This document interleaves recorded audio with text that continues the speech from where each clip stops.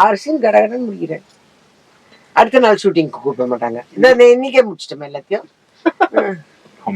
என்னது ஆமாம்மா, எவ்வளவு வேதனைக்குரிய விஷயம். இதெல்லாம் ரெக்கார்ட் பண்ணுப்பா, ரெக்கார்ட் பண்ணி ஜெர்மனுக்கு அனுப்பு. எவ்வளவு கஷ்டப்பட்டு பண்றோம் தெரியுங்களா? சும்மாவா? இந்த லிப்டோட நான் மல்லு கட்டின்னு வந்தேன். குமார் ராஜேந்திரன் அவருடைய டைரக்ஷன்ல நான் ஒரு ஷார்ட் ஃபிலிம் பண்ணியிருக்கேன். இந்த ஷார்ட் ஃபிலிமோட கதை வந்து ஒரு நல்ல மாரல். அதாவது நம்ம நிறைய கேள்விப்பட்டிருக்கோம், ரோட்ல வந்து கழுத்து நிறைய செயின் போட்டு நடந்து போறவங்க, வாக்கிங் போறாங்கன்னு போகும்போது மார்னிங்ல அவங்க இந்த செயினை அறுத்துட்டு போயிடுறது. அப்புறம் செயின் போனா பரவாயில்ல, அதோட சேர்ந்து வந்து அவங்களுக்கு வந்து பெரிய இன்ஜுரி ஆகி அதனால வாய்ஸ் போயிடுது. அவங்க எவ்வளோ கஷ்டப்படுறாங்க அப்படிங்கிறதெல்லாம் பேஸ் பண்ணி தான் இந்த கதை இருக்கு. இந்த கதையிலேருந்து நம்ம என்ன தெரிஞ்சுக்கணும் அப்படின்னு சொன்னால், நம்ம இந்த மார்னிங்கில் வாக்கிங் போகும்போதும் சரி, சாதாரணமாக ரோட்டில் போகும்போதும் சரி, கொஞ்சம் அவேர்னஸோடு இருக்கணும்.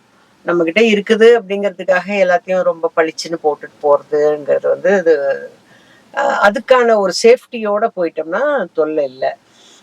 பட் திருடுறவங்க வந்து அவங்களா மனசு வச்சு திருடக்கூடாதுன்னு நினைச்சாதான் அதை மாற்ற முடியுமே தவிர வேற ஒண்ணுமே பண்ண முடியாது. பட் அவங்க திருடுறதுக்கு நம்ம சந்தர்ப்பம் கொடுக்காம இருக்கணும். அப்படி நடந்தால் என்ன ஆகும், அந்த ஃபேமிலி எவ்வளவு கஷ்டப்படும், அதனால என்னென்னலாம் விபரீதங்கள் நடக்குது அப்படிங்கிறத இந்த ஷார்ட் ஃபிலிம்ல ஷார்ட் அண்ட் ஸ்வீட்டா சொல்லியிருக்கிறாரு. அதுல செயினை பறி கொடுத்த ஒரு கேரக்டரா நான் தான் நடிச்சிருக்கிறேன்.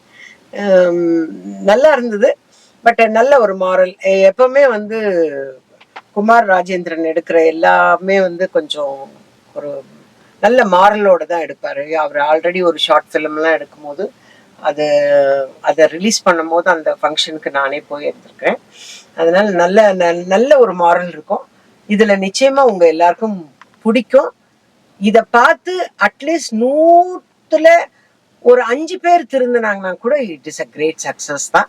தயவு செஞ்சு ஒரு அவேர்னஸோட இருக்க கத்துக்கங்க. That's all. All the best.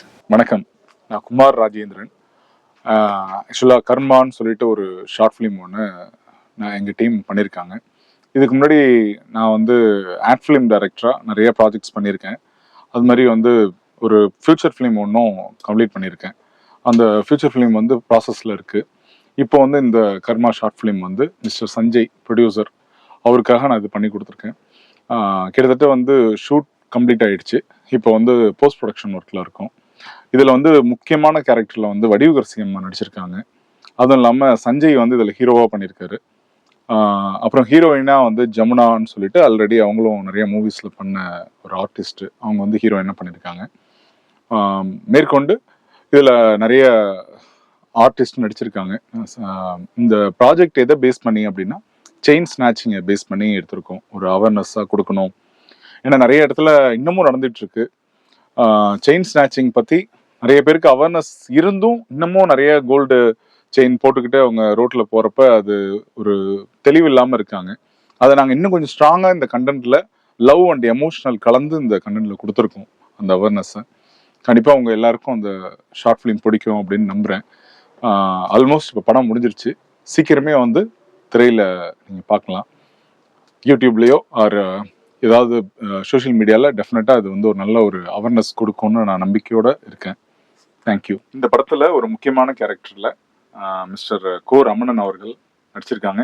இவர் வந்து ஆல்ரெடி யூடியூப்பில் ஒரு பொலிட்டிக்கல் ஆங்கராக இருக்கார். ஸோ அவர் வந்து இந்த படத்தை பற்றி சில கருத்துக்கள் உங்ககிட்ட ஷேர் பண்ணிப்பார். Hi viewers. ஸோ எனக்கு இந்த படம் ரொம்ப ஸ்பெஷல். எதிர்பாராத ஒரு கால் ஒன்று வருது. டக்குன்னு பிக் பண்ணி கேட்கும்போது, ஸோ இவருடைய நண்பர் எனக்கு நண்பர். ஸோ அவரால் இந்த கதை கிடைச்சிது. ஃபோட்டோ கேட்டாப்ல ஃபோன் பண்ண முதல்ல பிக் சென்ட் பண்ண உடனே என்ன நினைச்சாரோ தெரியல. என்ன பார்த்து நாளைக்கு காலைல நீங்கள் கிளம்பி வந்துருங்க. எனக்கு ரொம்ப சந்தோஷமா இருந்துச்சு. என்னடா அது ஒரு ஃபோட்டோ அனுப்பிச்சோன்னே ஒருத்தர் ஓகே பண்ணிட்டாரு அப்படின்ட்டு. பட் கதைக்குள்ள வரும்போது தான் தெரியுது அந்த செயின் திருடுற கேரக்டருக்கு எனக்கும் ஃபேஸ் கரெக்டாக இருந்திருக்கு போல. ஸோ ஓகே, வாய்ப்பு கிடைக்குது. பட் ஆனால் திருடனா கிடைக்குது அப்படின்னும் போது அந்த இடமும் எனக்கு ரொம்ப கம்ஃபர்டபுளாக இருந்துச்சு. ஸோ ஒரு டைரக்டர்ன்ற ஒரு ஃபீலை தாண்டி நல்ல நண்பர்.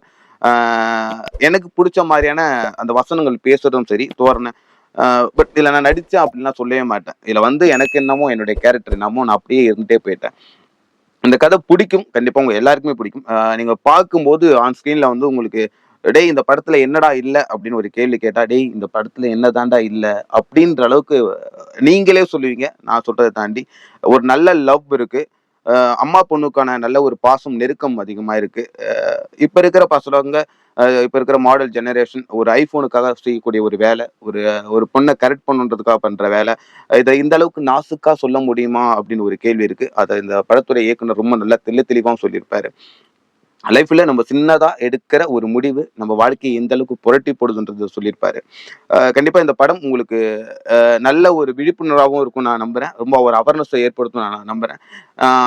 இப்ப இருக்கிற காதல ரொம்ப விளக்கமாவும் சொல்லியிருப்பாரு. ஸோ கண்டிப்பா நீங்க ஸ்க்ரீன்ல பாருங்க. உங்க எல்லாருக்குமே பிடிக்கும். தேங்க்யூ.